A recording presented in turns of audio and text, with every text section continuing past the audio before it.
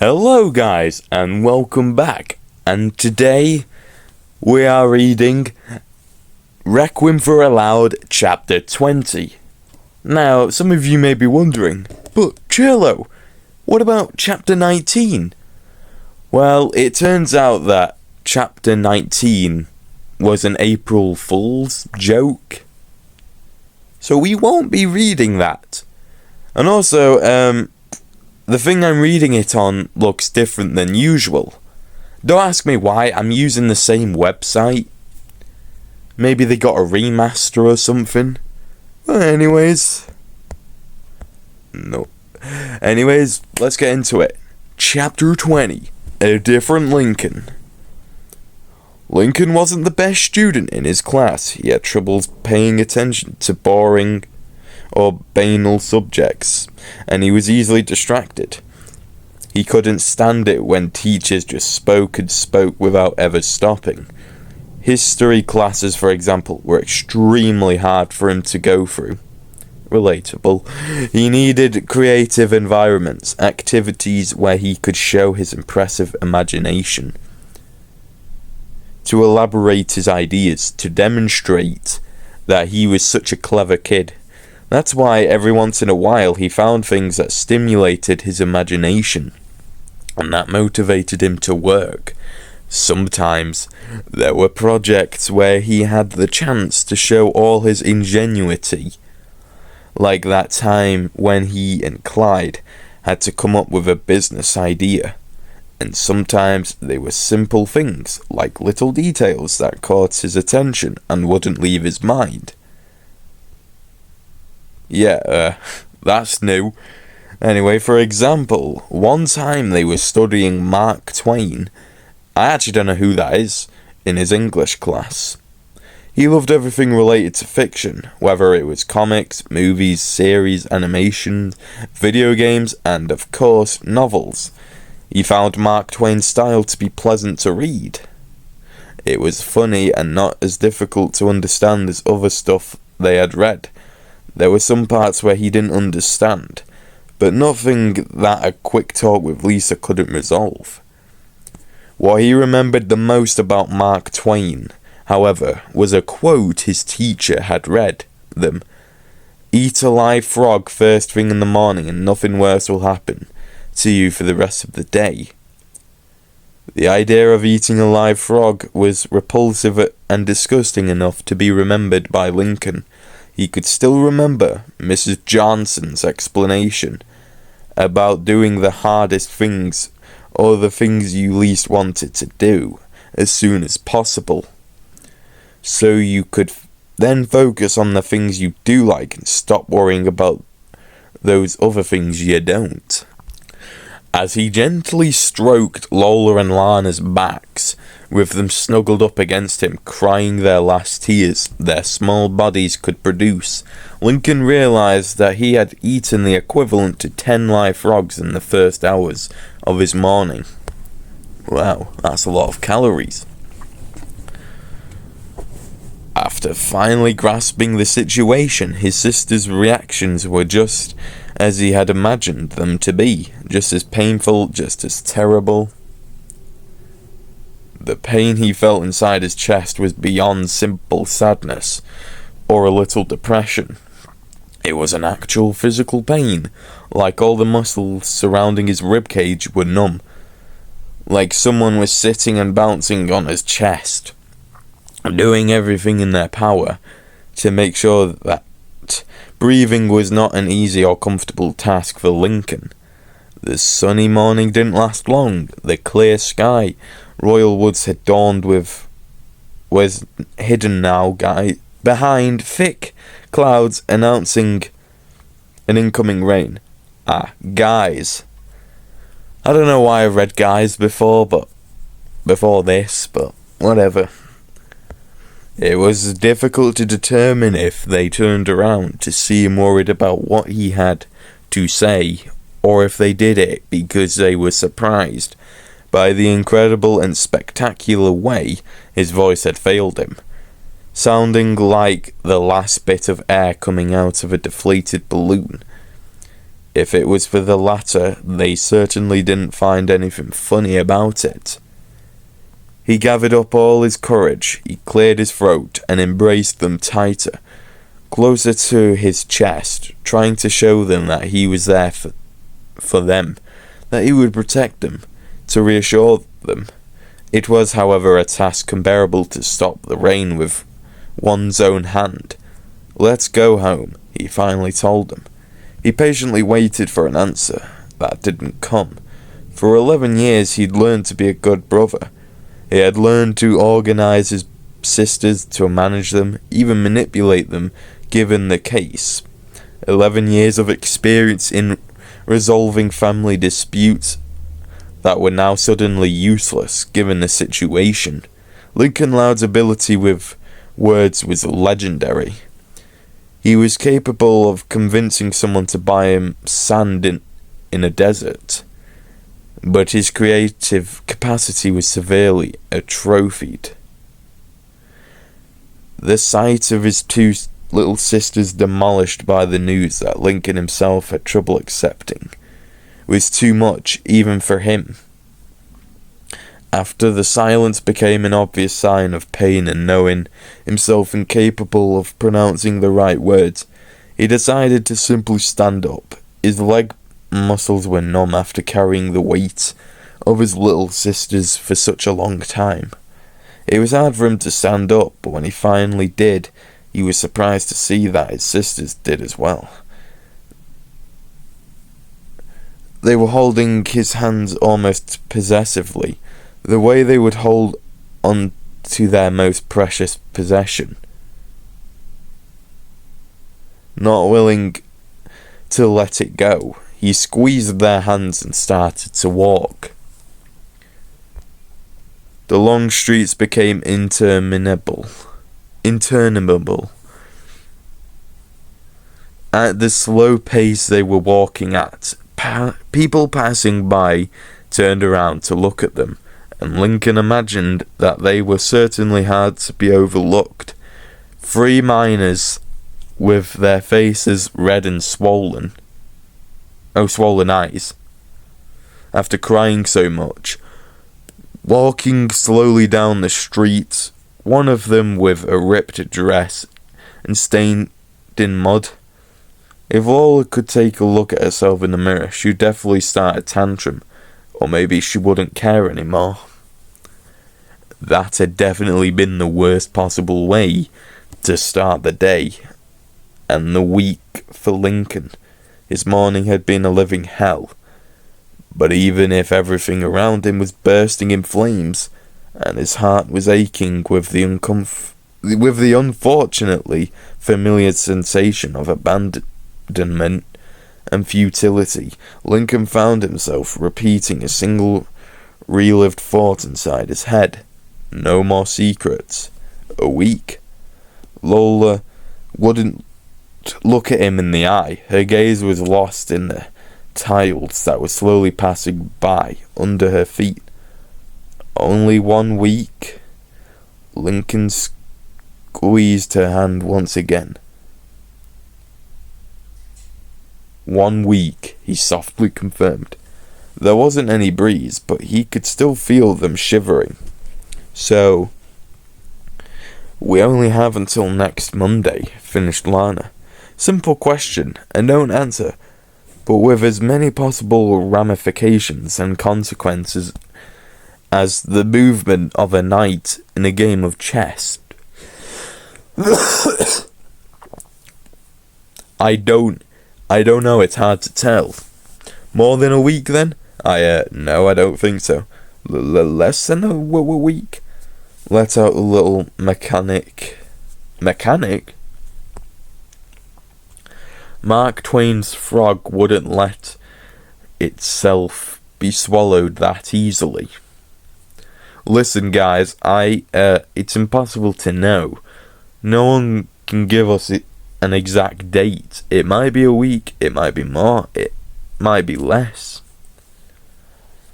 His phalanxes were trapped in a desperate and desolate grip, and he regretted having said anything. Those little hearts couldn't handle so much pain. Why? Asked Lola, wiping her face with her now ruined gloves, once light pink. Why didn't you tell us? Because I didn't want to see you guys like this. I wanted to keep seeing you happy.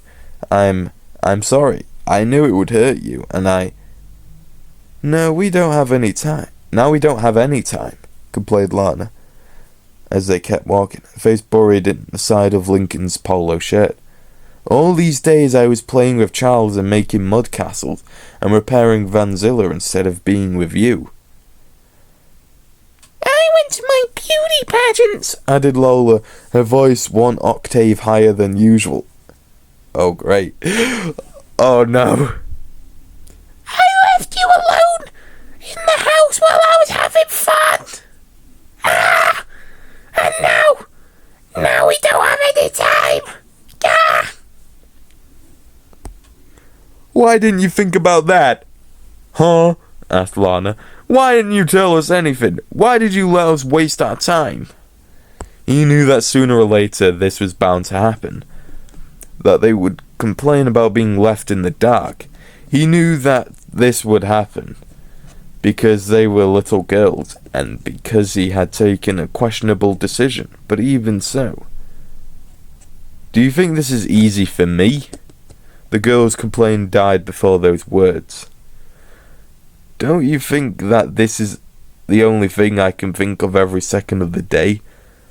That during nights I have trouble sleeping, I'm also sad, I'm furious, I'm scared. I know this isn't easy for you, but you know what? It's not easy for me either. It's not easy, and I'm doing what little I can to make the best out of this. So excuse me for doing what I thought was best, but I just couldn't. Ooh. The renewed sobs stopped him. His sisters were still walking next to him, but their eyes were now closed, covering by their free palms, over which they were crying one more time. Lincoln had a lot of things to say, so many things that he had kept inside him, so many conflicts that he had ignored, facts he didn't dare mention, that he wasn't ready to accept. His body and mind were screaming that he couldn't keep hiding those feelings anymore. That he couldn't ignore his fears any longer. Lana and Lola, however, didn't deserve to listen to all of it. They didn't deserve this. He shouldn't make them feel worse. If he was devastated, he couldn't imagine how they were feeling right now. He stopped walking, knelt on the sidewalk, and embraced them tight, gently stroking their hair. I'm sorry, he told them. I'm just really anxious and nervous, and I shouldn't have spoken like that. It's not your fault. I'm sorry. They tried to answer him, but it was impossible for them to let out any coherent word.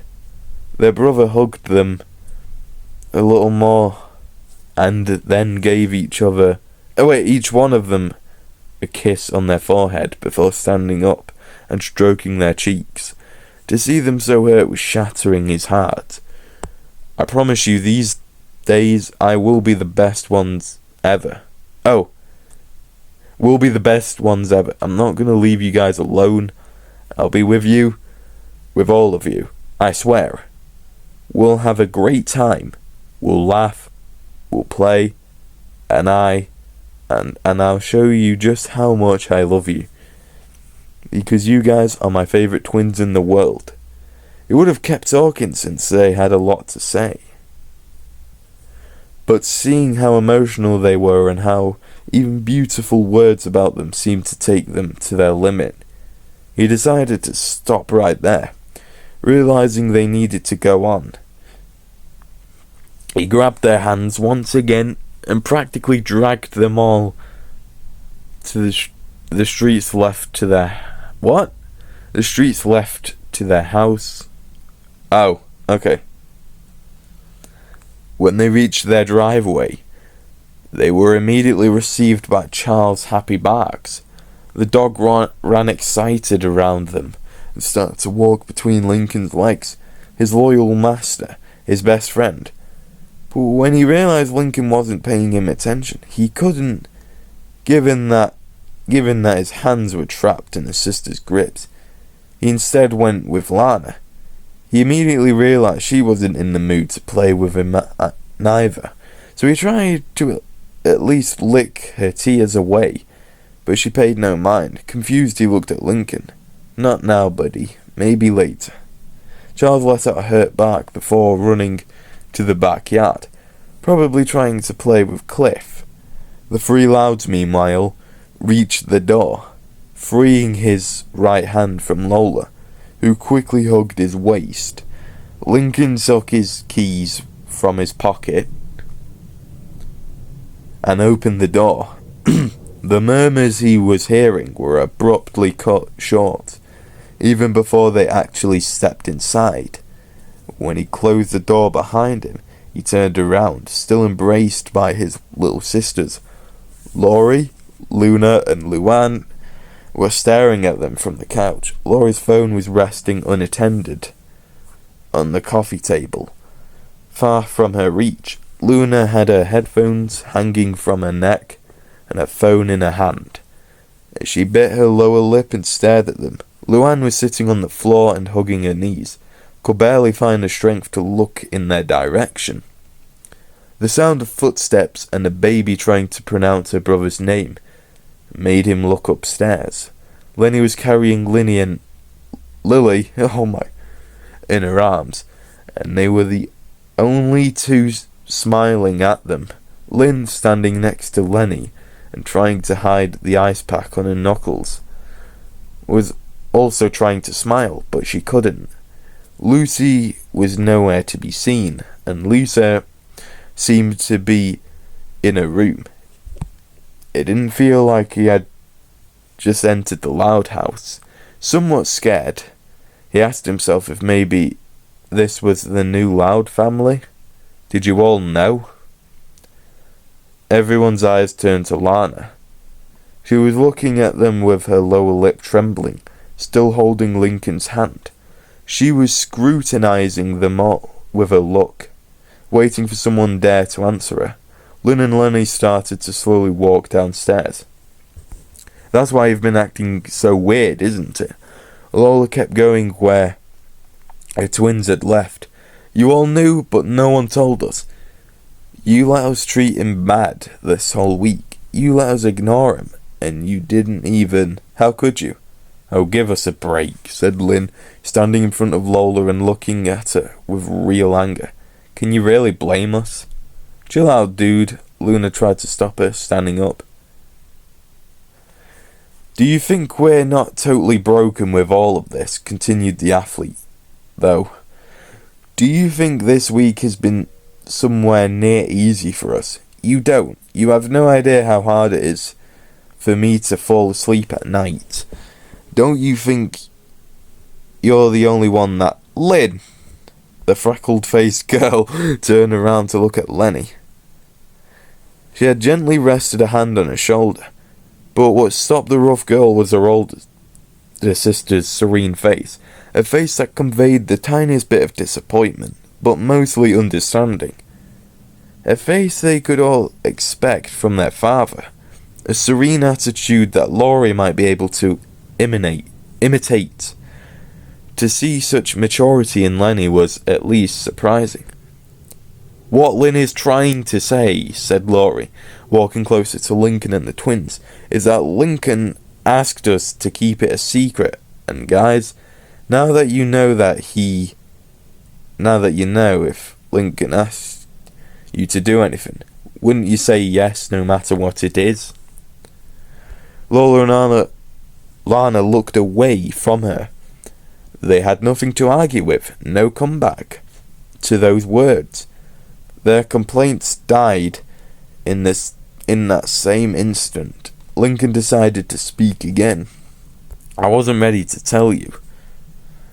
I even think that if Luna, Luann, and Lynn hadn't gone to the hospital on their own, I wouldn't have told them anything neither.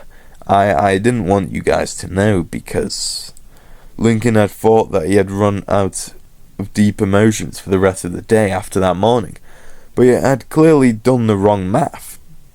Because I didn't want to see you sad, and because I didn't have the, oh my, I hate voice cracks. I don't know, the strength to tell you the truth. I don't know if I did the right or wrong thing, but I know I hurt you all by doing that. I hurt some of you for lying, I hurt the rest for making you lie. And I just want to say that I'm sorry. I'm so sorry. The first ones to jump on him and give him a hug were the twins. Lynn was burying her face in his chest a little after that, and before he knew, all of them were hugging him. He even felt some new arms locking themselves around his waist, and he wondered where Lucy had been hiding this whole time. He closed his eyes and let himself dwell in the nice sensation of a group hug. The last time he had one of it had been last Sunday at the hospital, before finding out about his condition. That time it had been a hug full of relief. It was hard to understand. What was the underlying message of this hug, though? Was it union, support, grief? He tried to read it to understand what was he feeling while being wrapped in his sister's arms like that. He focused and looked into his heart to see what he could find. He didn't know what it was, but even if it hurt a little, it felt like it was the right thing. "What are you gonna do today, bro?" asked Luna several minutes later. "I don't know," answered Lincoln. "There are many things I'd like to do. I'll probably go to Clyde's house later, but I want to be with you guys as much as possible, with all of you, now that you all know." "What do you want to do?" asked Lana, cleaning her nose on her own sleeves. "Anything, whatever you want. A board game." They all broke the group hug to look at Lenny. The girl who was still holding little Lily in her arms was looking at them back with a big sincere smile, like she was actually happy. That wasn't the case with some of the other girls. Laurie, Lola, Lana and Luann were looking at her like they were thinking the best way to subtly tell her to shut her mouth and remain in silence for what was left of the day. They couldn't believe she said such a stupid thing, so out of place. They didn't understand how she could smile in a situation like this. Lincoln, however, had a different opinion. A board game, a regular activity, something they could all play and have fun with, something with which they could laugh and have a good time. He urgently needed something normal in his head. "That's an excellent idea, Lenny," he said, surprising most of them and making Lenny extremely happy. "What do you all want to play?" They all exchanged a confused look. Monopoly, maybe?" suggested Lynn. "No, we broke it in the last time we fought when Luann bought so many hotels. What about Clue?" Lola broke it in half when Lily accused her of killing herself with 6 gunshots on her head, said Lucy. "Oh shit, it was Lucy." Whatever. What about life?" asked Lola, trying her best to keep herself from crying again. Lincoln looked at the rest of his sisters, waiting for someone to say that the board had been destroyed after someone landed on a revenge square and made someone else go 10 steps back. But since no one said anything, he assumed the game was in conditions. "That sounds fantastic, Lola," he softly said, kneeling down to be closer to her and Lana. "Listen, while we get everything ready in the living room, why don't you guys go take a nice warm shower and get some clean clothes?" It was obvious that they both needed a nice set of clothes and to clean themselves after having been playing in the park. But Lincoln also wanted them to relax a little. And if he had learnt anything in his 11 years of life, it wasn't that there was nothing like a warm shower to relax the body and mind. The girls, however, looked at each other and then at their brother. Their eyes were focused on him, and they didn't seem to be willing to go. "I'll be right here when you're done," Lincoln assured them. Guessing what they were thinking, "I'm not going anywhere, I promise you. I'll wait for you and I'll save you a spot next to me, alright?" He smiled at them, playfully bumped their noses. That gesture never failed to make them laugh. And even though they didn't start cracking up, a thin smile was plastered on their faces. They gave him one last hug before slowly walking up the stairs, heading to their room and then the bathroom. "I'll go to the attic to get the literal game," said Laurie. "I'll go with you," whispered Lucy. Laurie put a hand on the little goth girl's back, gently stroking it, and Lincoln saw with interest and a little pain how the both of them walked upstairs with Lucy, resting her head against Lucy's waist. The poor kid was obviously still affected. There was no doubt. "We should bring some cushions to sit on the floor," said Luna. "I can grab some from my room, but I gonna need some extra muscles to bring the beanbag. Lynn, do you mind helping me, love?" Yeah, sure, bruv." She gave one last look at Lincoln and then went to Luna's room, along with her rocker sister. "I'll make popcorn and some snacks," said Luann, trying her best to smile. "I'll prepare some Mexican food, but I had some issues with it in the past that I don't want to talk about. But I mean, it's not your business." "Get it?" Lenny and Lincoln started to laugh after the joke ended, and even Lindley clapped her tiny hands as she babbled. Luann went to the kitchen with a sincere, big smile on her face. Lenny was about to head to the stairs, probably trying to come up with some way to help with the preparations, but Lincoln grabbed her by the elbow and stopped her. "Hey, Lenny?" "Yeah, Linky?" "Thanks," he told her from the bottom of his heart. "Really, thank you." She didn't say anything, she just leaned closer and gave him a quick kiss on his forehead. "You're welcome," she answered back, smiling at him with a tenderness and happiness that only she was capable of transmitting.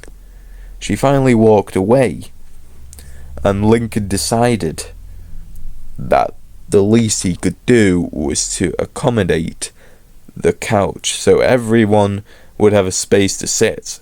As he went there, his phone started vibrating again. He checked and noticed he had over 42 new messages and 2 lost phone calls, all of them from friends and schoolmates.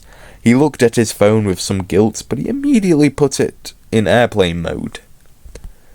This morning was just for him and his sisters. 9 yes, celebrated Lincoln after spinning the little wheel. Several cries of celebration were heard, along with the sound of Luna playfully smacking her forehead with her palm in a fake gesture of irritation. Lana also began a nervous laugh as she sat on Lincoln's lap, grabbing her cap with her tiny hands, putting it down with all her strength like she was trying to hide under it. The game was one turn away from finishing. Both of the girls were already out, losing after too many deaths, or by quitting after realizing they didn't have any chances of winning. The only 3 that still had chances to win were Lincoln, Lana, and Luna. The 2 girls had already finished and were retired as millionaires, and they were waiting for Lincoln to do it too so they could count the money and see who would win. "Lincoln, Lincoln, Lincoln!" the rest of the girls cheered, laughing and supporting their brother as he moved his token 9 squares. He was now 2 away from reaching the end. "What does the fuck say?" "Okay, I'm sorry," said Luna, imitating the rhythm of a song that not so long ago became really popular. Lincoln moved Lana's head aside so he could read, making the little girl laugh in the process. It says, "Oil prices go up to the sky. If you have stockings, retire." Is that 500 million?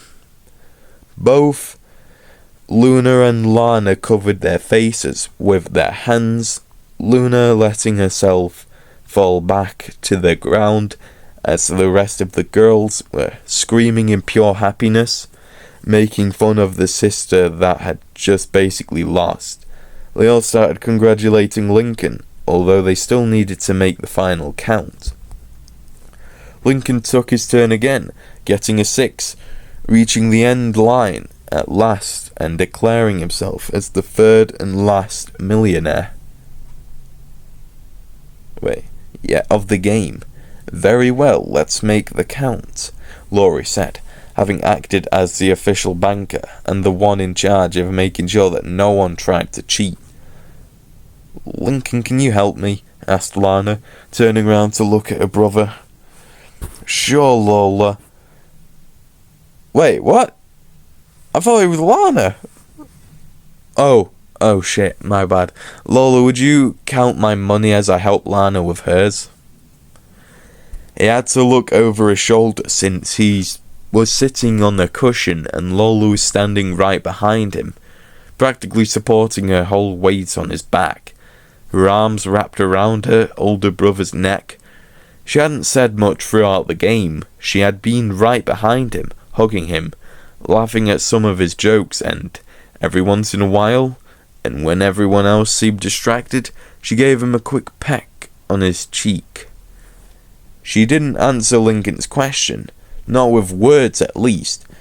She nodded, and with gritted teeth she had to let go of her embrace on her brother to extend her hand and accept the fake money he gave her.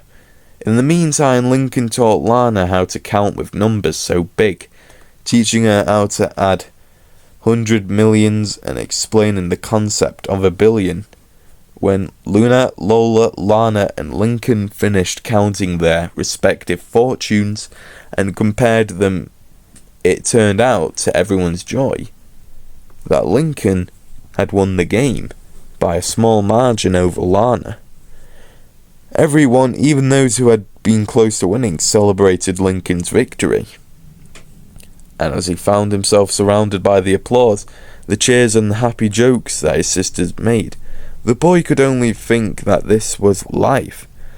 This was how it was supposed to be surrounded by the ones he loved the most, having a good time, having fun, without thinking about what was inevitably going to happen sooner than later.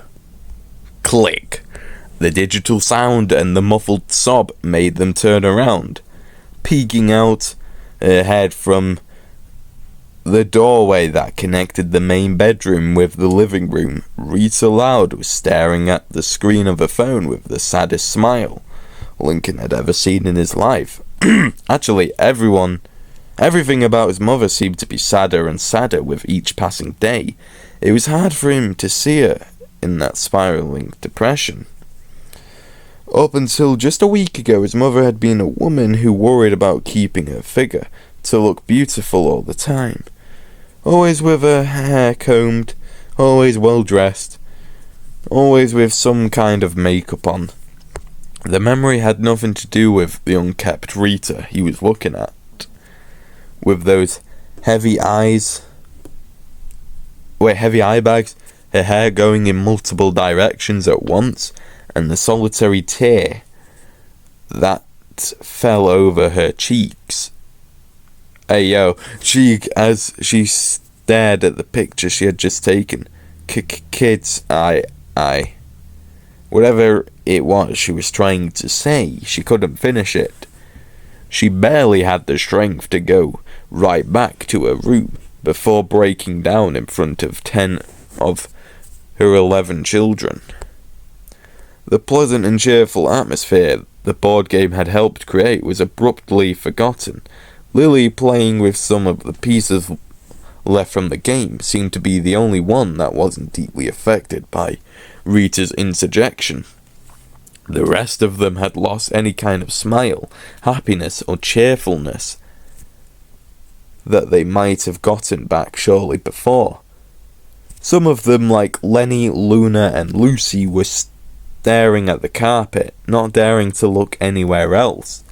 Others, like Luann and Lynn, were hugging their knees against their chests, trying to give themselves some kind of comfort. The twins wrapped their arms around Lincoln once again. He didn't know what to do. His mother, he spent a couple of hours with her every day, writing his memories in that novel they were both working on. And even though they had to stop several times in each session because of her crying, Lincoln felt like he had no real idea of just how much pain she was going through. If the idea of losing their brother was so terrible for all his sisters, he couldn't imagine the way his mother was suffering from having to cope with the imminent death of a son.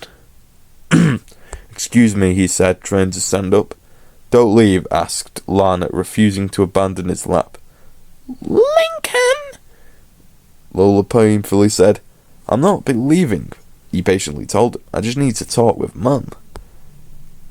"I can do it for you if you want," Laurie offered, sounding extremely anguished.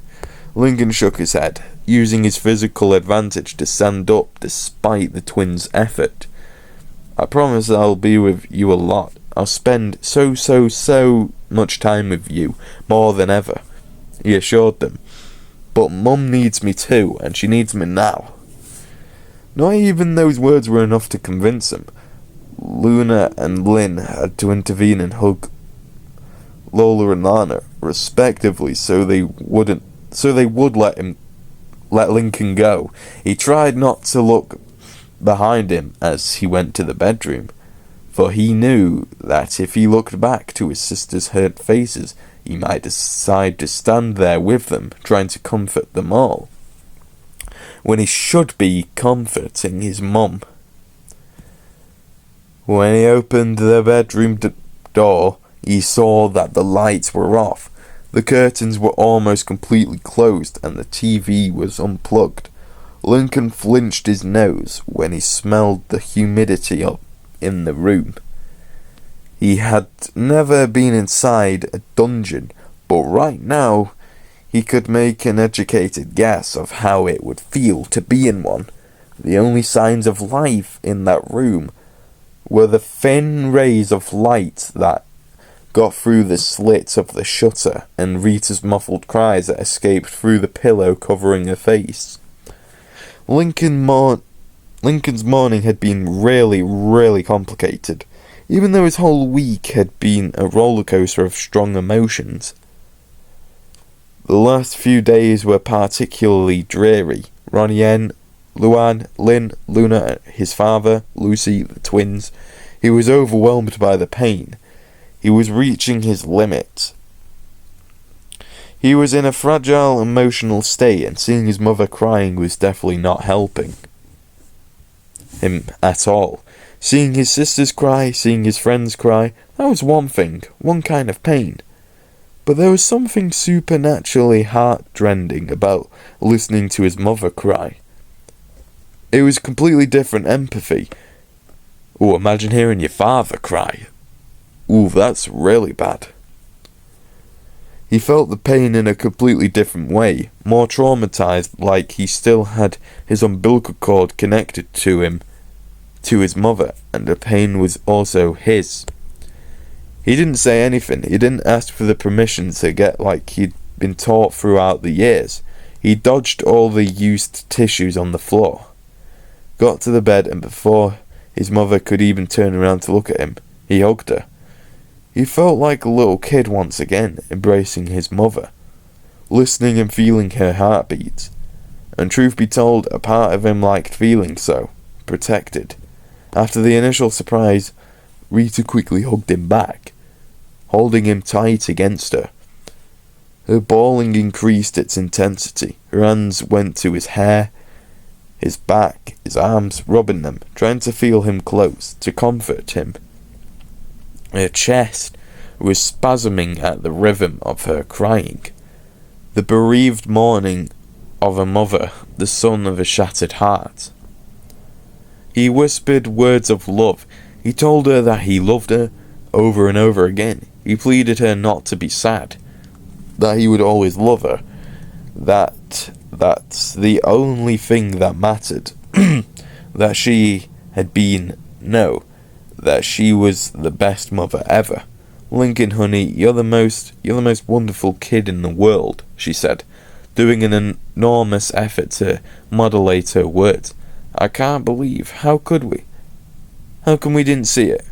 Why didn't we realize something was wrong? Why didn't we take you to the doctor? No, Lincoln complained, holding her tighter and shaking his head. No, with the little mobility of his mother's embrace allowed him. Don't do that, Mum. Please, don't say that. It's nobody's fault, and it's definitely not your fault. Lincoln, the doctor that took my case said that I was a special case. He told me that no doctor could have seen it coming, Mum. If doctors couldn't know, how could you? It's not your fault. Is that a reference? Please, I don't want you to blame yourself for this. It's not fair. It's not fair.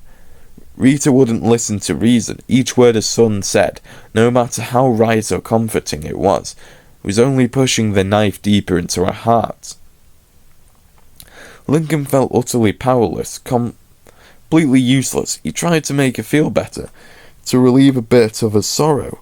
Somehow, a part of him was telling him that he should probably go about the same way he has done with Luna, allowing her mother to let go of all the pain she was feeling inside, to let her express her inner desolation. For a week she had to conceal her feelings to protect her daughters from the truth. She couldn't keep it in any longer, and part of Lincoln wanted to simply lie next to her, embrace her, and be there for her as much as she let it hurt. But even though he felt there was no way he could do it, what Lincoln really needed was to make her stop crying. That was the only thing he wanted. Hearing her cry was just too painful. Can we write another chapter of the book? He suddenly asked, looking up to look at his mother in the eye. He could see the reflection of his own face on his mother's watery eyes. Right? Rita tried to say as she continued stroking his hair. I just remembered something and I wanted to write it down, he said, almost pleading. Can we please? And then Lincoln did the most despicable thing he remembered ever doing.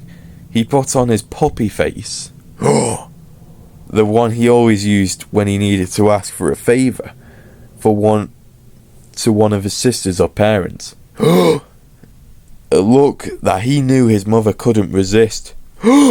Given the circumstances, it was the most effective way of manipulation he could come up with. What do you want to write? Asked his mother, standing up, resolved to fulfill any wish her only son might have. He wasn't proud of himself, but Lincoln would have done anything to distract her and keep her from crying any more, even if that was only a temporal solution. Even if it didn't mean anything in the long run, the urgent need overwhelmed anything else. I want to write about the day I found out my mum was much more than a dentist, he said. The day I realised that spending a day with her could just be as fun as going to Dad's work. I want to write about how much fun I had that day. If his plan was to keep her from crying, he was doing a great job. Lunch came with quite a few surprises in the Loud House.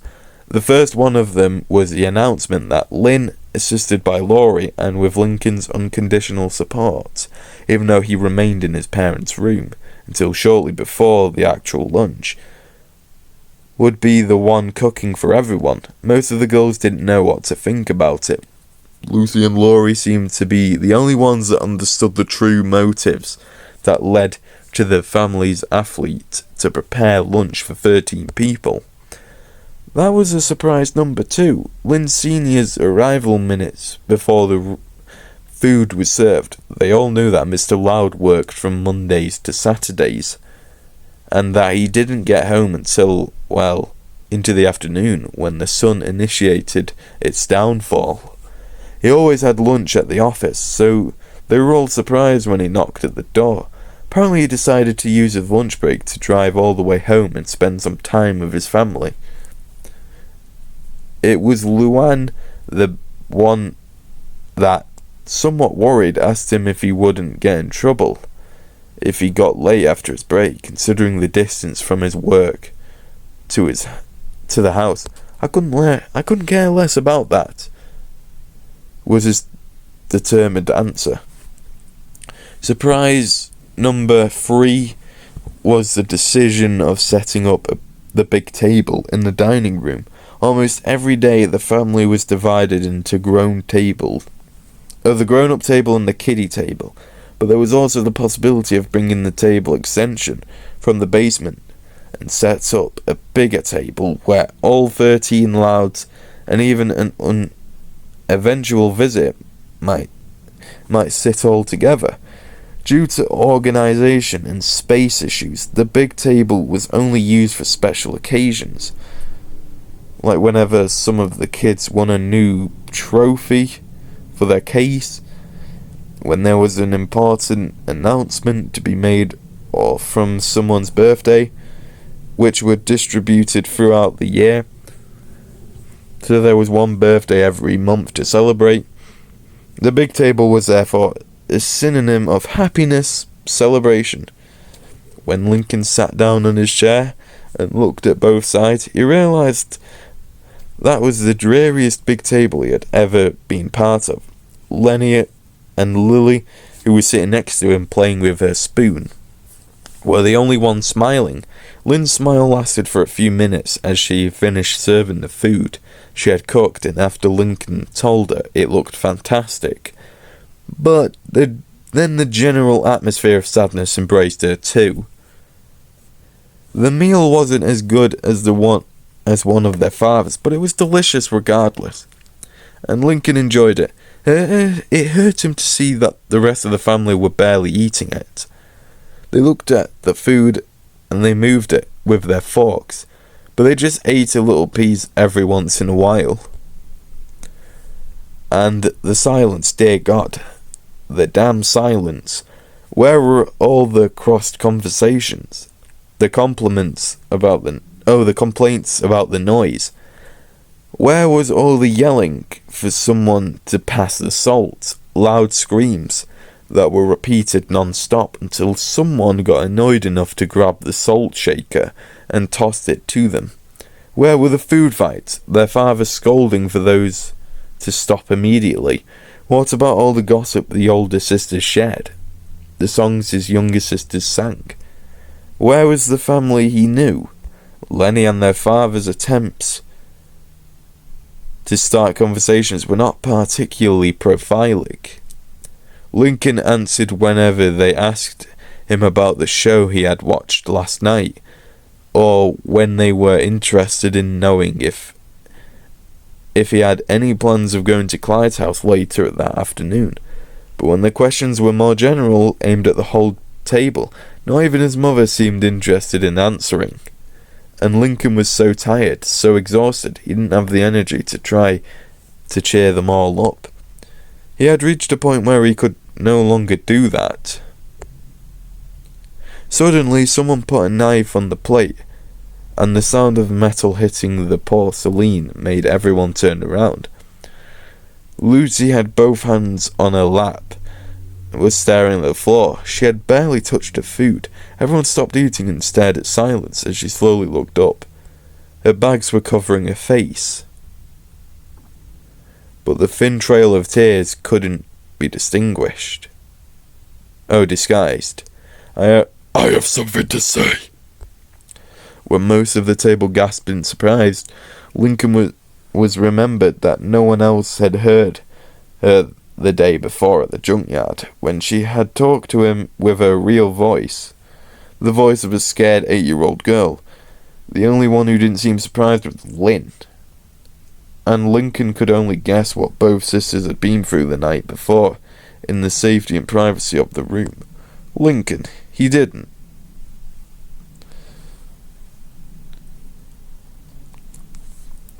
She stopped for a second to wipe her eyes with one of her stripped sleeves. "He didn't clog the toilet last month," she admitted, wrinkling her dress when her fingers closed themselves around the fabric of her lap.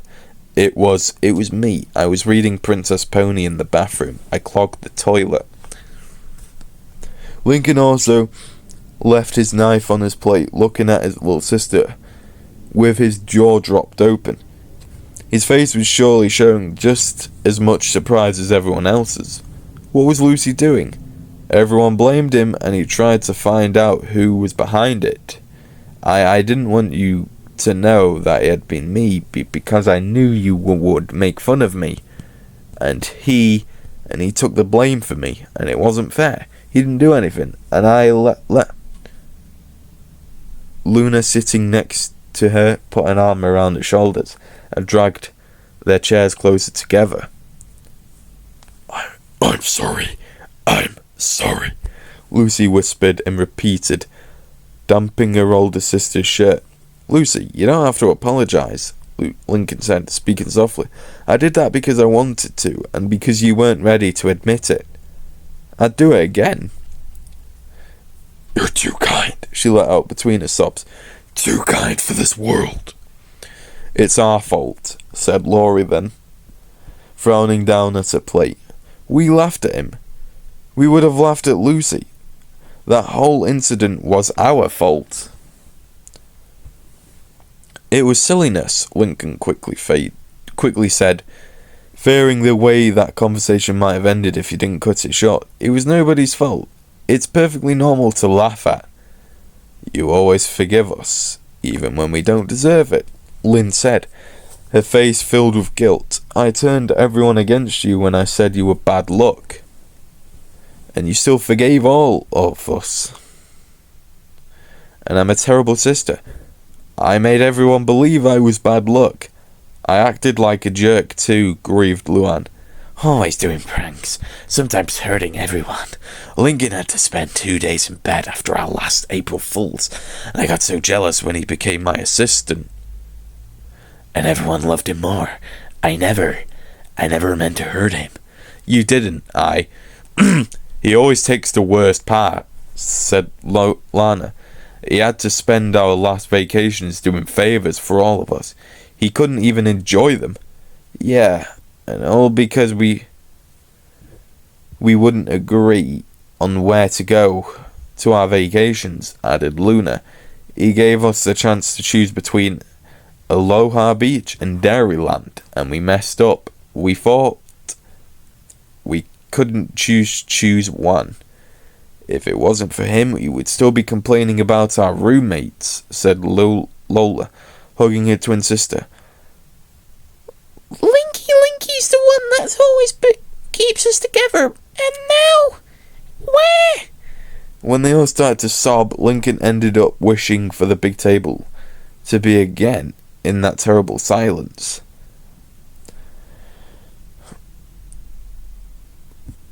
Wait, what? The last time he had been facing that door, it had taken him almost 10 minutes to gather the courage to ring the bell. This time, he had his moment of doubt. 2. Having to take a couple of seconds to think about his words. Even so, he was quick to press the button. Soon after hearing the digital melody of the doorbell ringing inside the house, he heard a few steps getting closer, and he took a deep breath, just as the entry door was opened. "Oh my God, Lincoln, Harold, come here, Lincoln's at the door." Answering his husband's call, Harold McBride and his blue sweater quickly got to the entry door. "Lincoln," said the robust man. Why'd you have to say robust, man? Well, I guess he is. No offence. Getting closer and lifting the boy up, almost a feet in the air, on the soft embrace. "Good afternoon, Mr. McBride," greeting Lincoln, being now hugged by Howard. "Oh, Lincoln, why didn't you let us know you were coming? We would have prepared you lunch," Howard laminated. "Don't worry, I already ate at my house. Kind of," said Lincoln, trying to keep the bitter memory of the big table out of his tone. "Then we'll get you some dessert," quickly said Harold, dashing to the kitchen. Without giving him any time to answer, object, think, or even think about what to say. Oh, okay, yeah. Howard grabbed Lincoln by his arm and guided him straight to the living room. Sitting in front of the coffee table, he started to get everything ready, moving some of the decorations and architecture magazines on the spotless table and fixing some of the sofa cushions. "Excuse the mess, Lincoln. We weren't expecting visits." "Don't worry, Mr. McBee," said Lincoln, sitting on the sofa and taking off his backpack. Howard said that, let me take it to the storage tip." "No," Lincoln interrupted him, hugging the backpack tight against his chest. I mean, don't worry. It's just... Clyde's dad looked at him confused for a couple of seconds, but he quickly regained his serenity.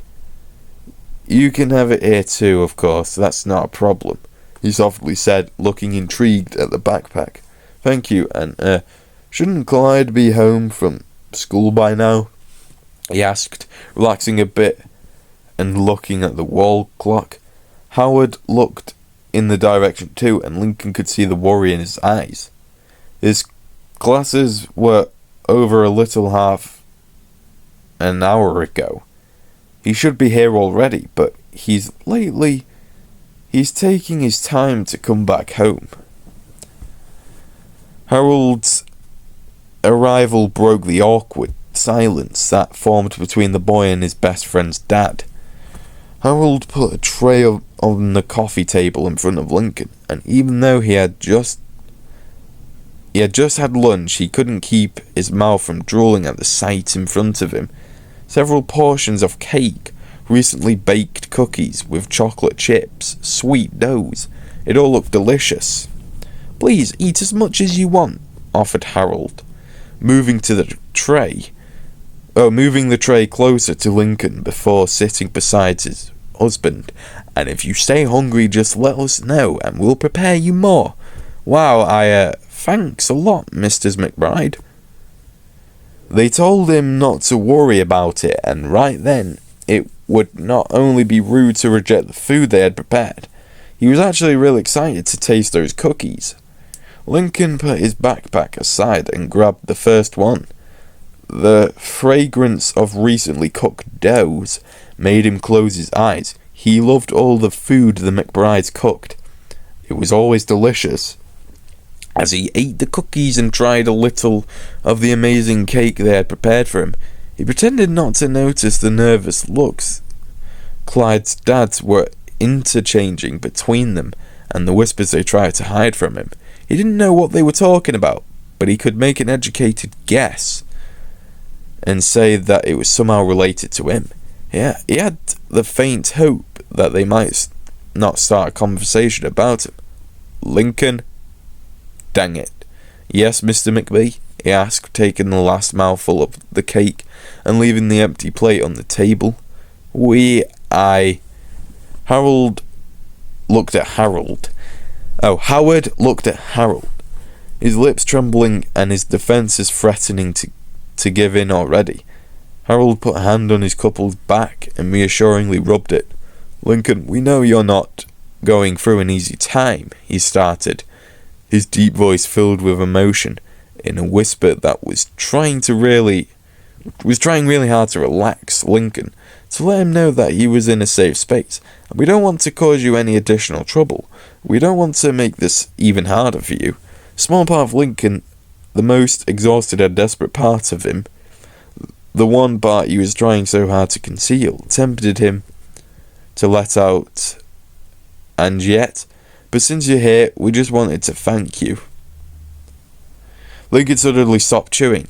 He was waiting for compassion words, impotent words. He was waiting for them to tell him that it was all really unfair, that he didn't deserve it, that his family didn't deserve it. He was waiting for some words of encouragement, to be told that he couldn't count on them for anything he might need. Oh, he could count. But that they'd be thanking him? That wasn't really in his considerations. Thank me? Why is that for? He asked, after finally swallowing what was left of the cake. For everything, Howard answered, finally finding the strength he needed to talk. Lincoln, you don't have an idea of just how much you've done for our family. You don't realise all that you've helped us with. Voice crack. What you've done for us. We never told you because this is not the kind of thing you usually find yourself with the chance of saying. We've always had time to ask, to be mad at someone, even to laugh or to have fun, but one rarely takes the time to be thankful, and we don't want to pass a chance to thank you. To say that Lincoln was dumbfounded was a severe underestimation.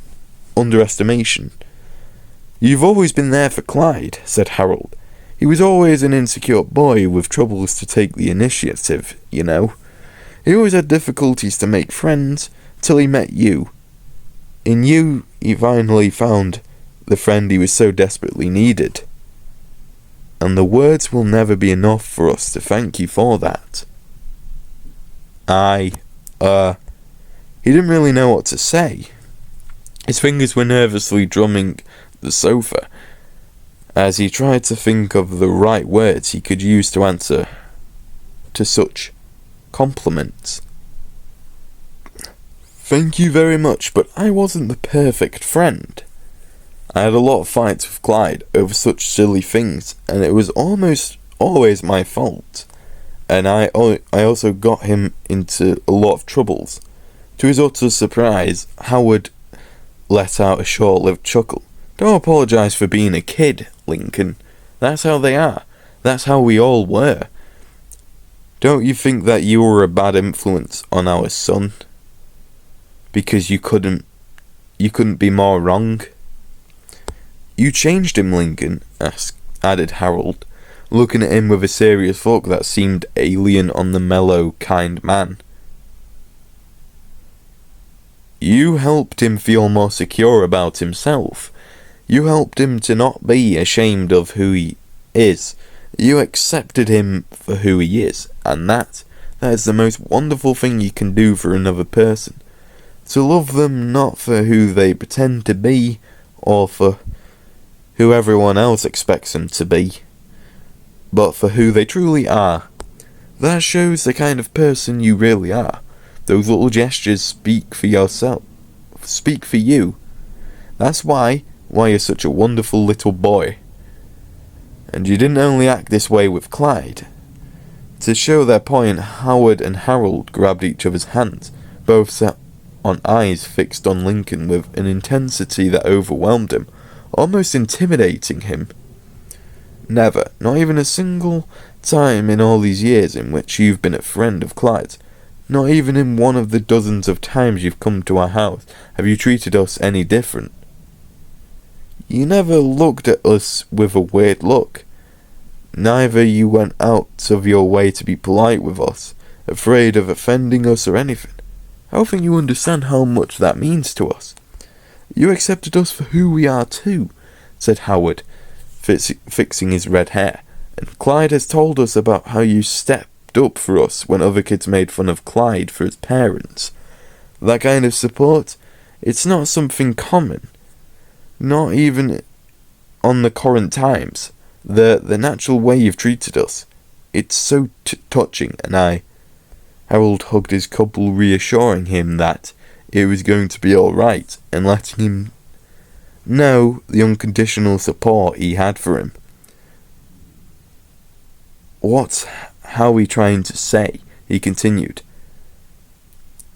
is that having you along with us these years helped us realise that we can still dream of a world where we're not being segregated, where no one treats us like we're something different from what we are.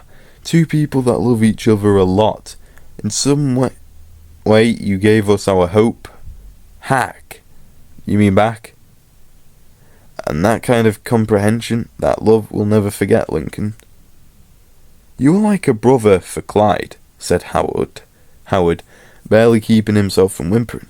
And you were like a son to us.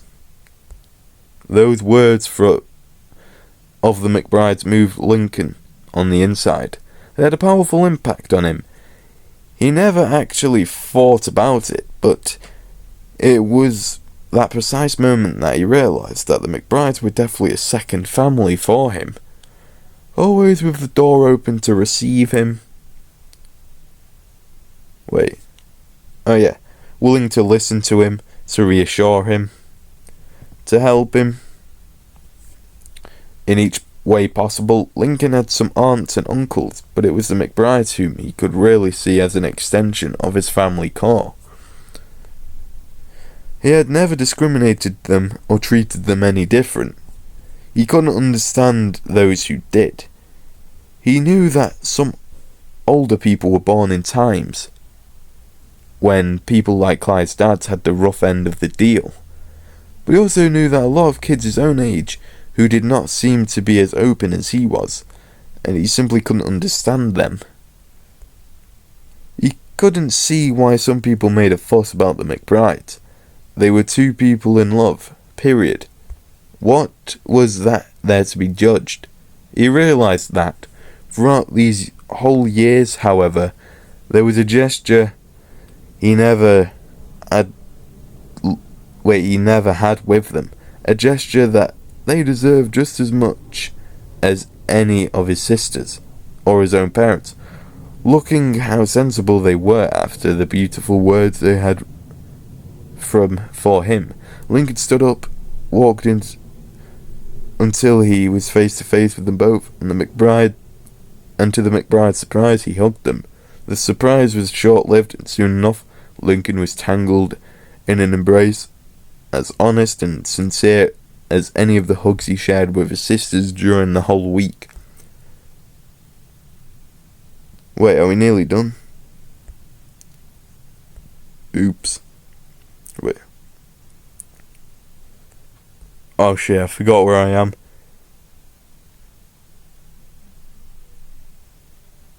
Okay, when they finished the hug, Lincoln asked them if he could go and wait for Clyde in his room. The two men, profoundly touched by Lincoln's gesture, told him that of course he could wait there, so Lincoln delicately grabbed his backpack and went straight up to his best friend's bedroom. The place he knew just as much as the palm of his hands. He remembered how just a little less than a week ago he had to break the news for him. The boy hadn't taken the news in a good way, obviously.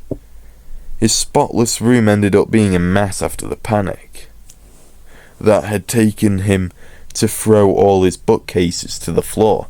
It looked now more tidy, yes, but it wasn't the same as always. Lincoln noticed it right away. What on the corkboard, where Clyde usually had his school schedule, reminders about his sessions with Dr. Lopez. That set of pictures of he and Laurie that she had taken during the time when he had unknowingly been helping her get Bobby jealous. There was now a new set of things. Pictures of Lincoln and Clyde, tons of it. Copy of the school yearbook, with Lincoln McCloud as official members of the staff. His ticket from the first Smooch concert ever. The one they had gotten into with a little help from Luna. Dozens of the Ace Savvy drawings the two of them had made. Summaries of crazy comic book ideas. Even their gigantic hand-written theories of how their favourite superhero could be adapted to the big screen in a live-action movie. Lincoln stood in front of the board for several minutes, mesmerised by it. Every picture, every drawing, every little thing hanging there had in it whole afternoons of fun, years of friendship, summarised in a big collage. A wall that, like Lincoln himself felt, could be used as a resume of his life, his short life. He didn't even hear when Clyde got home. He just saw it when his friend opened his bedroom door, yelled his name and ran to hug him. "Oh, Lincoln, I was so worried. You didn't answer my messages," he said, moving his arms back and forth on his friend's forearms, as if to make sure that Lincoln was in fact there, and he wasn't seeing a ghost. Lincoln felt suddenly guilty. "Oh, I'm so sorry, Clyde. I turned off my phone today, and I, forgot to turn it on later. I was just getting too many messages from the guys from school, and I needed to be with my sisters." Clyde painfully closed his eyes, softly nodding. "Yeah, Mrs. Johnson told everyone today. It was awful." "Honestly, I'd rather not know," Lincoln said in the middle of a sigh before grabbing his backpack. "Hey, Clyde, there's something. I need to get this off the way as soon as I can. I have some stuff for you." Without waiting for an invitation, he went to his friend's bed, moved some of his stuffed animals, and sat upon there, opening his backpack and leaving it right beside him. Clyde quickly followed his lead, sitting next to him without saying a single word. After breathing in and convincing himself that this was the right thing to do, even though he had spent almost an hour locked in his room, staring at his mirror and getting ready for this, Lincoln finally grabbed the first item from the backpack, making it tinkle with the movement.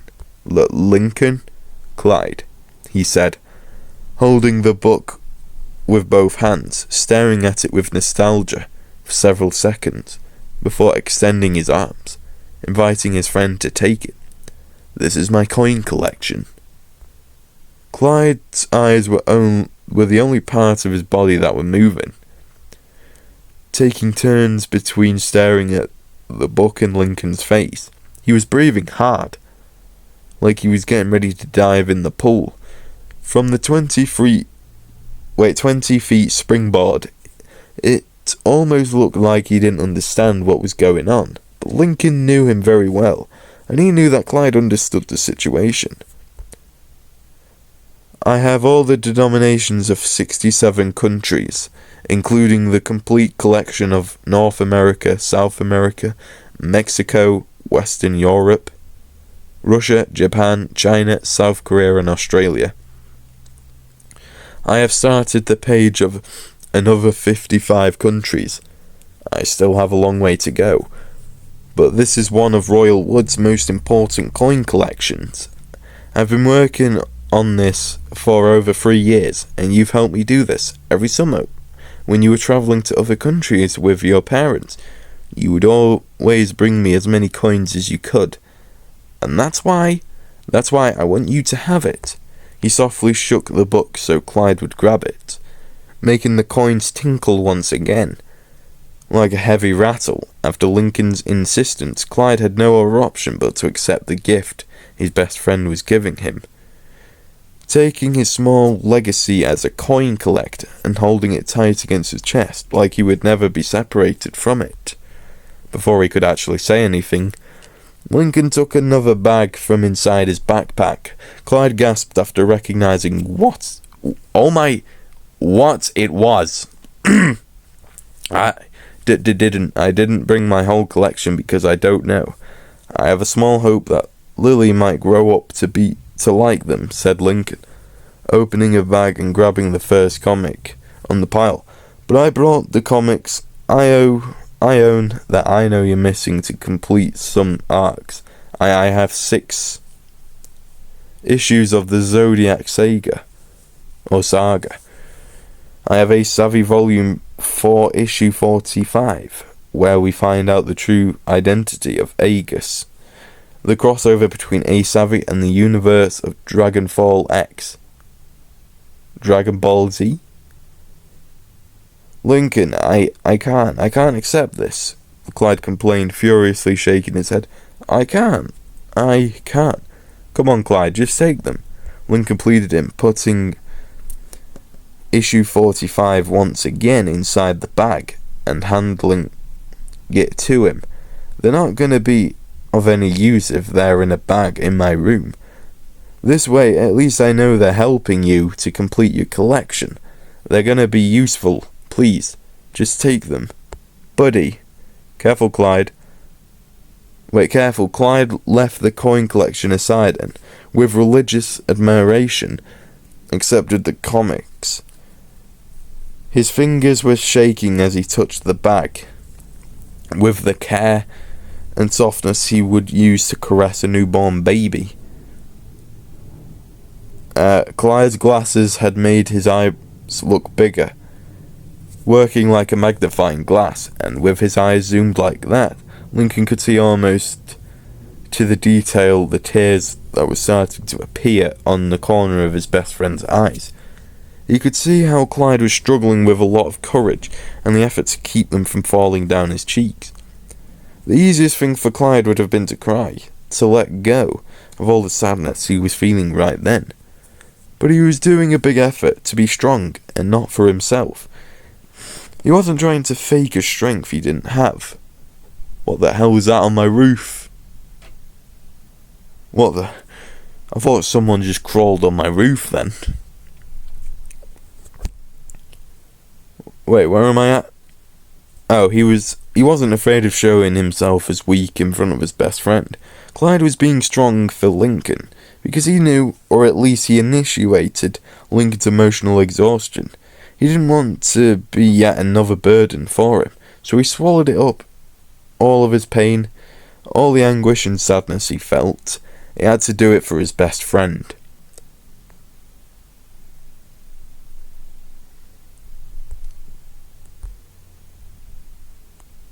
Wait. A lot of people made fun of Clyde because he couldn't stand horror movies like The Harvester, but right then Lincoln saw Clyde as the bravest person he knew. I'll treasure this for the rest of my life, said Clyde, with the faintest voice. I'll put them in a special plastic bag to protect them. I'll take care of them. And also I brought my copy of Super Mega Brawlers Turbo Fighters XXIV. Lincoln said, turning around to open his backpack again, taking more time than he needed to take out the video game, giving Clyde the opportunity to wipe the tears away from his eyes before looking at him again. This one, I can't give it to you. Some of my sisters use it every once in a while and Anyway, I'm going to teach you all the final moves for every character, even the secret ones. Once he grabbed the video game, he threw the backpack to the floor and resolutely stood up. There are some that are really hard to do, and there are some others that you need to perform a series of tasks to be able to do them, like getting 3 critical strikes or not blocking every once. He started to talk real excited, walking in circles and trying by all means to make his enthusiasm to show on his voice, given the excitement and joy the game apparently made him feel. Lincoln, you'll see, Clyde, by the time I'm done teaching you all my secret combos, you're going to be able to win everyone, Lincoln continued, ignoring Clyde. My 46 victories in a row record against Rusty will become yours, believe me. Lincoln, no, I mean really, I'll teach you everything. I know. There's a secret level at the Tower of Challenges that you can unlock if you win 2 fights in a row, using your character's signature move 4 times each round. And Lincoln, he couldn't keep ignoring Clyde when he stood up and stopped him by putting an arm on his shoulder. He let out all the air he was keeping inside his lungs. Lincoln, do you want to talk? Asked a worried Clyde. Dang it, Lincoln thought. Clyde knew him too well. He could read him like an open textbook. No, he softly answered, his voice suddenly losing all its excitement. Are you sure? His friend insisted. Look, just, you can Clyde. Maybe his friend had the strength and courage to keep himself together, but Lincoln was running out of either. Please, don't. I don't need to talk. He closed his eyes. It was all getting harder and harder. It's been a week now. And all I do with everyone is just talk about it. I don't want to do it. I need to play, he said, feeling his legs starting to tremble. Just play, please. Can we have some fun? He didn't see Clyde's reaction, but the long silence that followed his statement spoke louder than words. I'll get the console ready, the host of the house said. Go there when you're ready. Yeah, okay. Clyde went to the living room, leaving Lincoln standing alone in the middle of an empty room for several minutes until he finally could go to the play with his best friend. He had to go to the bathroom to wash his face first. Lincoln's lengthened shadow was guiding him on the way back home as he walked by the driveway, softly kicking a little rock with each step. After 5 incredible hours, he had been able to teach Clyde how to do every single final move, all the secret combos, how to unlock the bonus levels, and the best strategies for each character. It had started as a lesson, with Lincoln demonstrating and explaining all the theory behind his knowledge of the game, while Clyde took notes in a piece of paper. Luckily, after the first 45 minutes, they relaxed a bit. The next hour were much more fun. They laughed, they joked, they insulted the console when it beat them in a double fight, and then even cried from laughter when a bug, after a final move, moved Musclefish's head to his armpit. All of this while eating the seamlessly endless supplies of homemade cookies that Clyde's dad handed to them. During those hours, Clyde was a normal kid once again, finally having some fun with one of his friends. On his way back home, however, he started to feel miserable again, and that made him feel like a piece of trash. He shouldn't be walking slowly just to delay the time he would have to get inside his own house. He shouldn't be feeling like he was going to a hostile place. He shouldn't feel like he was getting closer and closer to a place where he would only be reminded of all the pain he had. Okay, I'm back. I had to go somewhere, so we're restarting. Well, actually, no, we're not. We're just continuing. Sorry. But, yeah, I had to find where we last got up to, which, yeah, I found it, as you can see. But anyway, no more yapping. Surprisingly enough, the house seemed to be actually louder than these last few days. It wasn't the usual chaos in which he had grown up, but after a week living in a house that almost sounded like a regular home, the noise was oddly comforting. The low level was pretty much empty, though the dining room was empty. The kitchen lights were off, and there was only one person in the living room, where the TV was on with the volume high up. Luann was sitting on the couch and had her computer on her lap. She looked really focused on what she was seeing on the screen. She seemed to be pretty much alright, but her dropped shoulders, her swollen eyes, and the box of tissues on the floor were enough to help Lincoln realise that she was not okay.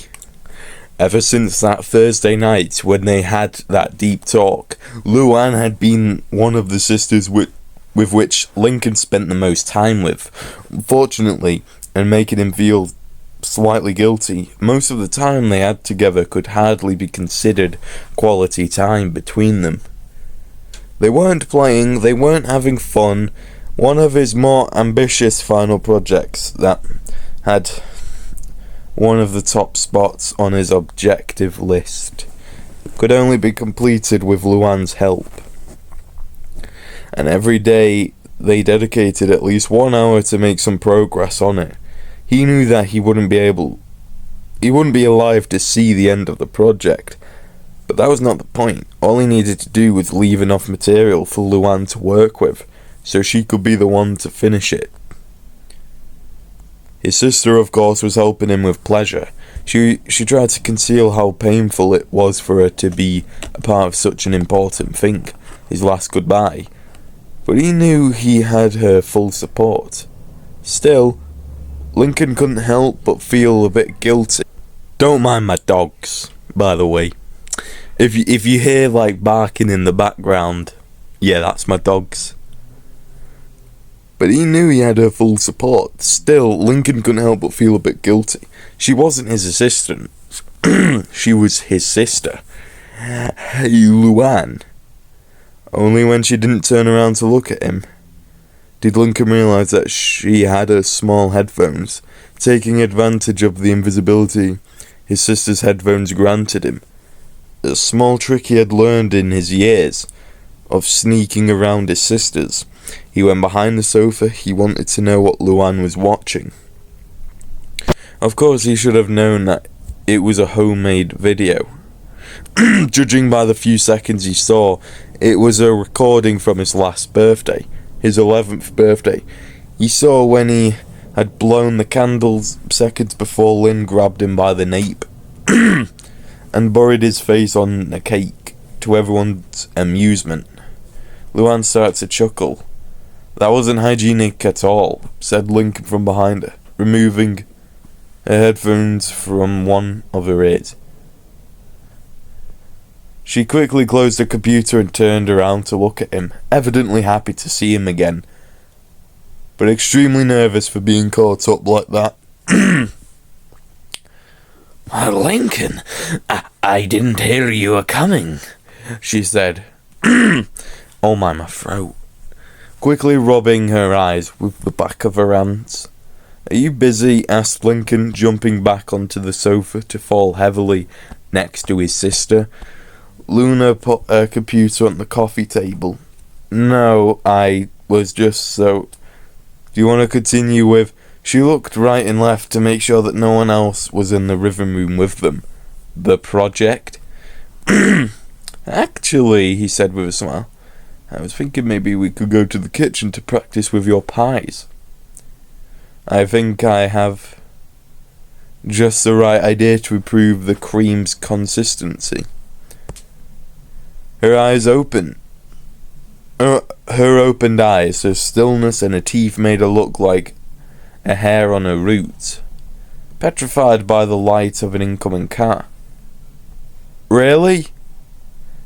She asked, somewhat confused. Don't you want to do something more? A little more?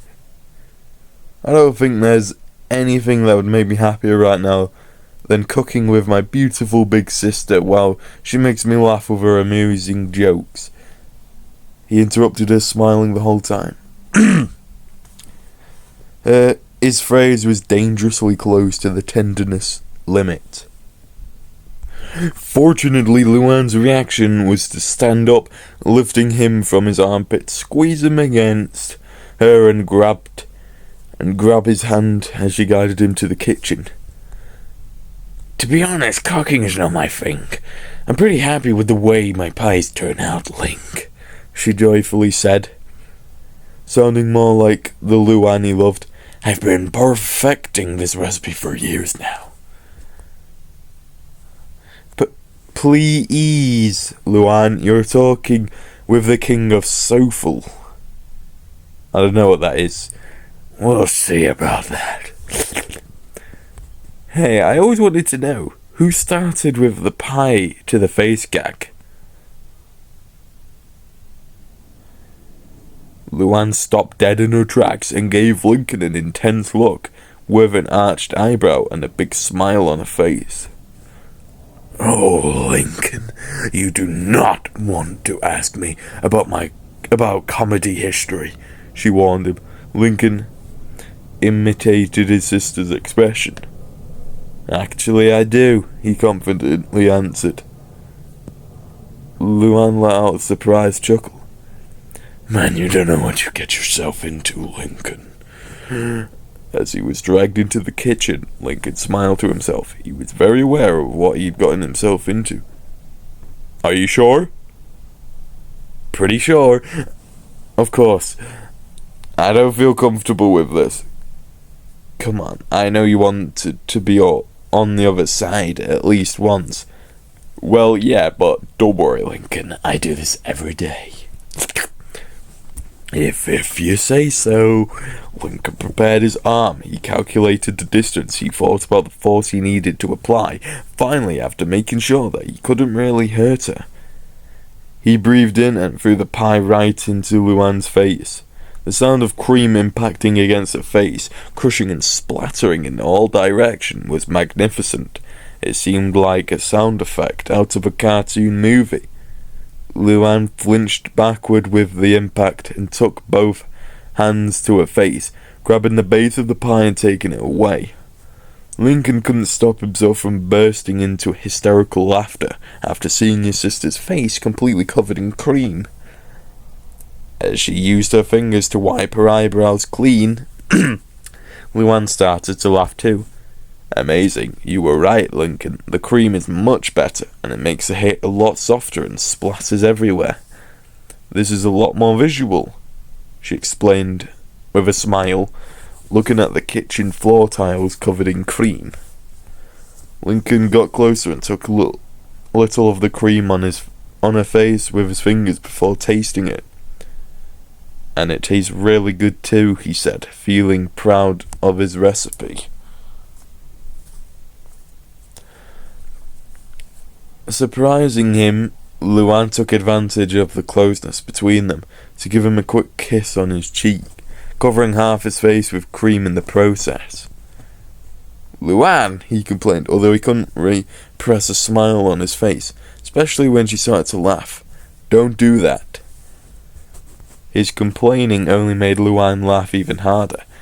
He went to the sink to wash his face clean. As he was there, splashing some water on his face, he saw through the window a figure sitting in the backyard. He stared at her for a couple of seconds before closing the water and turned around to look at Luan. This was really funny, he told her, handing her the same towel he used to dry his face off. Luan noticed Lincoln's tone of voice and she understood that the time together was about to end. And her smile gave in a little. "Yes, it was," she simply said, accepting the towel. "Thank you." Because she had the towel against her face, she missed the moment where Lincoln wrapped his arms around her waist. She was taken by surprise. "That's not me," and she could barely return the gesture before he drew away. "See you later," he told her, leaving the backyard. To the backyard. Once he was outside, Lincoln was received by the afternoon breeze, much colder than just a while back. Before he got back to his house, the black clouds were still covering most of the sky. The cold, the clouds, the wind, everything seemed to indicate that Royal Woods was getting ready for a strong rain. None of that seemed to matter to Lynn. She was sitting against the tree, with her punching bag resting beside her. There was no sign of her gloves anywhere near her. Lincoln started to walk near her.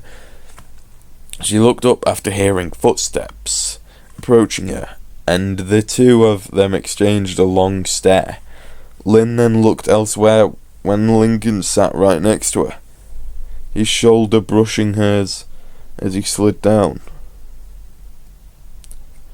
He was looking for the right words to start talking. He had already had the opportunity to talk with her in a long time, to share a real bonding talk with his older sister. He assumed that repeating the same things he had told her wouldn't be of much use. Luckily for him, she spoke first, breaking the silence. Polly wanted me to tell you that she's really sorry, and that she never had the chance to tell you how much fun she had with you that night at the Sadie Hawkins dance, she said, letting out a small chuckle. Although I didn't feel like she was saying something funny. It felt like a laugh drowned by her feelings. She said she had never found a boy that could keep up with her stamina. I guess I was trained by the best, Lincoln said, making a smile. So she knows. She, Margot, Emma, and Francisco, San Francisco, she added, with a dreamy look in her eyes. They all came to see me this afternoon, she said. And now her dreamy eyes adopted a dreary look. Some found out at school, others when I told them I'm taking time off from all my teams. You left your teams? Lincoln asked, slightly worried. Of course I left you, dummy, she told him. She dissimulated her insult by stretching her arms and putting her hand over her brother's, gently stroking it with tenderness unusual of her. At least for now, they consume a lot of time from me, she explained. Besides, I don't want to lose control again. Lincoln squeezed Lynn's hand and she let out a groan of pain. Surprised, he realised that she was barely moving her wrist. His mind filled in the blanks. Lynn, can I ask you for a favour? He asked, absolutely serious. Anything, she quickly answered, turning her head around to see him.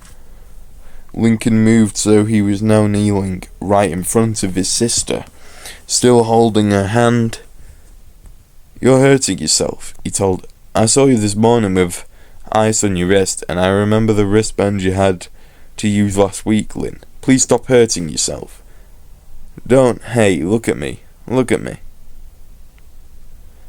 Risking being punched in the face by her, Lincoln put a hand under her chin. With a soft, gentle push. Focus her eyes on his own. He stroked her cheek with his thumb. Lynn, promise me that you won't keep doing this. Lincoln, I don't want you to overdo yourself, to get you hurt. Please don't. It really makes me sad. Lynn started to have difficulties breathing, trying her hardest to contain her crying. An injured wrist hurts less than this, she confessed in a whisper, with a hand pressed against her chest. Lynn, you're not alone. I knew you never were the most open girl when it comes to sharing your feelings, but this is some heavy stuff, he told her, trying to find the right words. You don't have to be the tough girl. No one can always be strong. I'm still here. You can still come to see me whenever you feel bad. And then when you can't, you'll have 9 other sisters with which you'll be able to talk or just be with them. Lynn released him and used her hands to cover her eyes.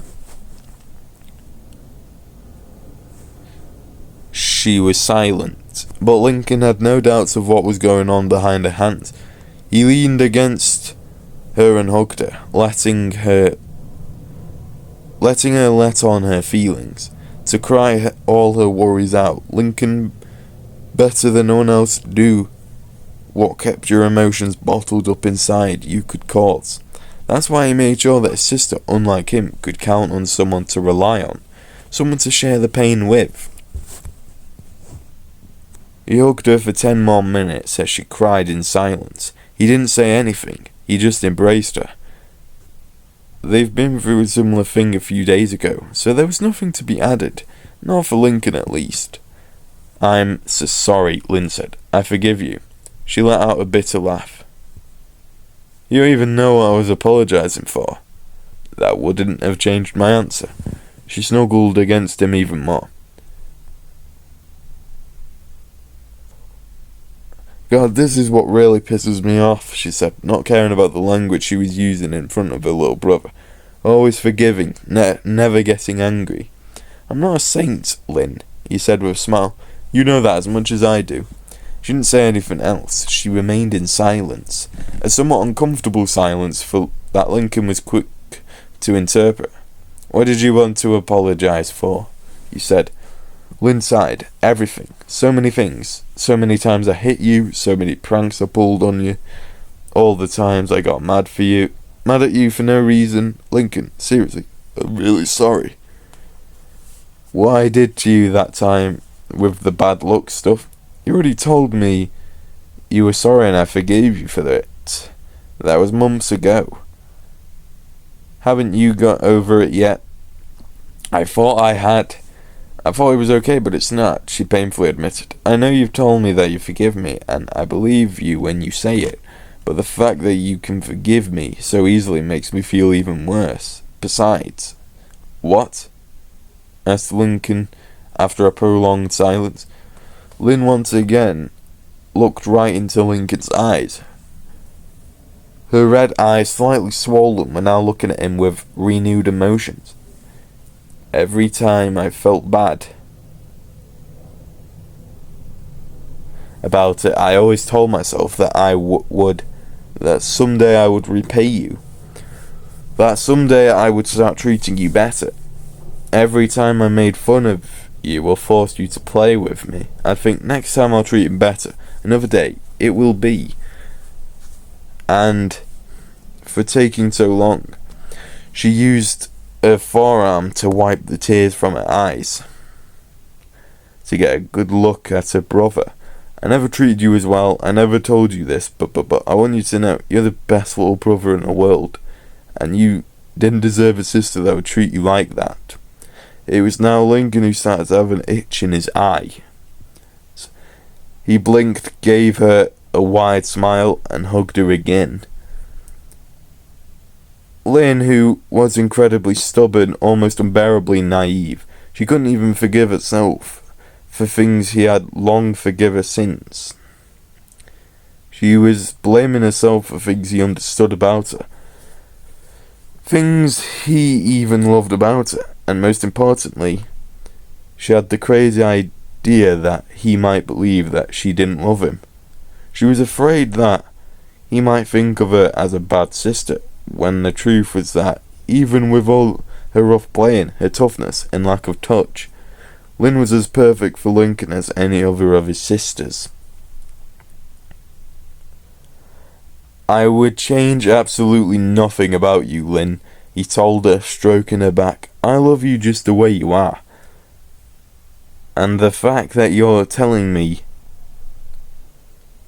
this right now is more than enough. We still have time to play,